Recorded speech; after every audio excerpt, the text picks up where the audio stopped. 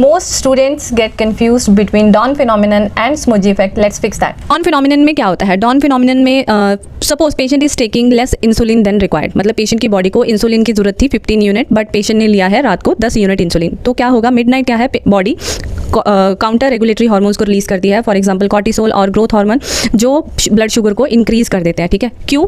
क्योंकि पेशेंट ने रात को जो 10 बजे इंसुलिन लिया था वो अपनी ज़रूरत से कम लिया था। ठीक है, पेशेंट की बॉडी को ज़रूरत थी 15 यूनिट की, बट पेशेंट ने लिया 10 यूनिट। ठीक है, तो काउंटर रेगुलेटरी हार्मोन्स जब रात को रिलीज होंगे वो क्या करते हैं, शुगर लेवल को, जिसकी वजह से जो अर्ली मॉर्निंग हम ब्लड शुगर पेशेंट का चेक करते हैं तो वो हमें हाई मिलता है। ठीक है, तो ये तो था डॉन फिनोमिनन। ठीक है, अब आता है स्मूजी इफेक्ट। ठीक है, उसमें क्या होता है, पेशेंट ने जो इंसुलिन लिया है वो ज़रूरत से ज़्यादा लिया है। ठीक है, पेशेंट की बॉडी को चाहिए था 15 unit, but patient has taken 20 units. ठीक है, उससे क्या होगा, मिडनाइट जो ब्लड शुगर होगा वो, क्योंकि पेशेंट ने अपनी ज़रूरत से ज़्यादा इंसुलिन ले लिया है, जिसकी वजह से क्या है, जो मिडनाइट ब्लड शुगर है वो डिक्रीज हो जाएगा। ठीक है, पेशेंट ने इंसुलिन ज़्यादा ले लिया, उसने क्या कर दिया, एकदम से पेशेंट का जो ब्लड शुगर है 10 बजे लिया, उसे कम होते होते होते होते और डिक्रीज होता रहेगा। ठीक है, और फिर 2 बजे के आसपास, ठीक है, मिडनाइट मतलब early in the morning 2 to 6 AM in the morning, ठीक है, और या फिर 2 to 8 AM in the morning हम बोल सकते हैं, हमारी body counter regulatory hormone release करती है। ठीक है, जिसकी वजह से जो ब्लड शुगर है वो एकदम से इंक्रीज हो जाएगा। ठीक है, तो अर्ली मॉर्निंग जो हम ब्लड शुगर पेशेंट का जब भी हम चेक करेंगे तो हमें क्या मिलेगा, पेशेंट को हाइपरग्लाइसीमिया मिलेगा। ठीक है,